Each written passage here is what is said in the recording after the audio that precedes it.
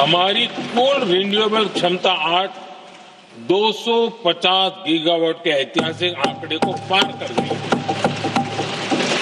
बीते 11 वर्षों में देश ने अपनी सोलर पावर कैपेसिटी करीब 3 गीगावाट से बढ़ाकर 140 गीगावाट तक पहुंचाई है।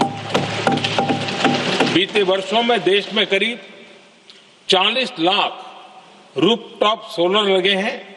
इसमें पीएम सूर्यघर मुफ्त बिजली योजना से भी लोगों को काफी मदद मिली है।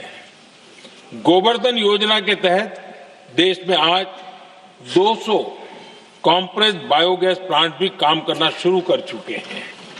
ये सारे प्रयास आज देश के बहुत काम आ रहे हैं। सरकार ने भविष्य की तैयारी और बढ़ाते हुए शांति एक्ट माध्यम से देश में न्यूक्लियर एनर्जी के उत्पादन को भी प्रोत्साहित किया है।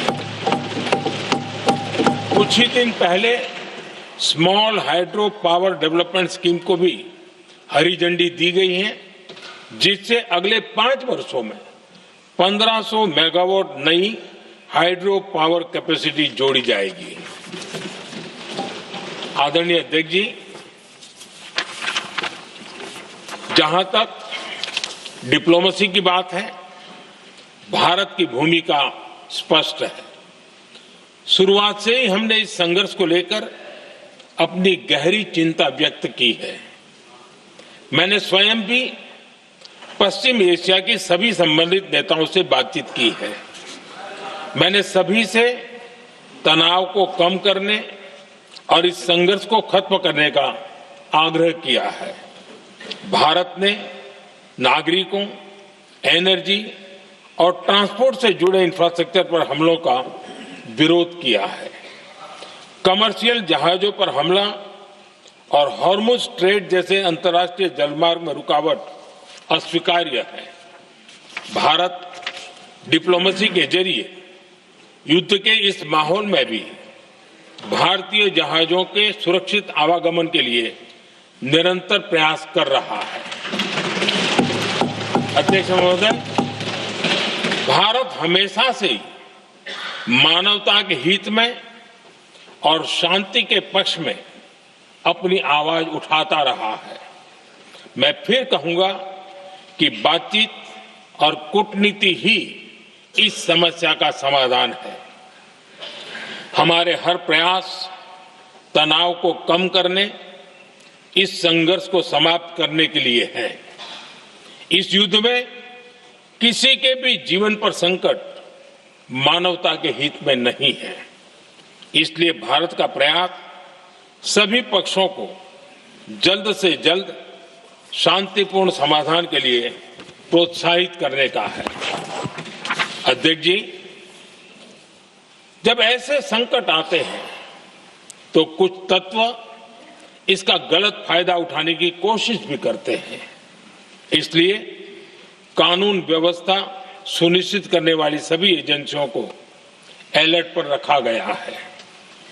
कोस्टल सिक्योरिटी हो, बॉर्डर सिक्योरिटी हो, साइबर सिक्योरिटी हो, स्ट्रेटेजिक इंस्टॉलेशंस हो, सबकी सुरक्षा को और मजबूत किया जा रहा है।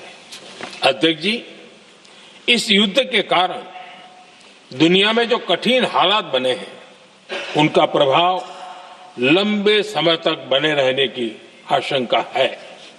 इसलिए हमें तैयार रहना होगा, हमें एकजुट रहना होगा।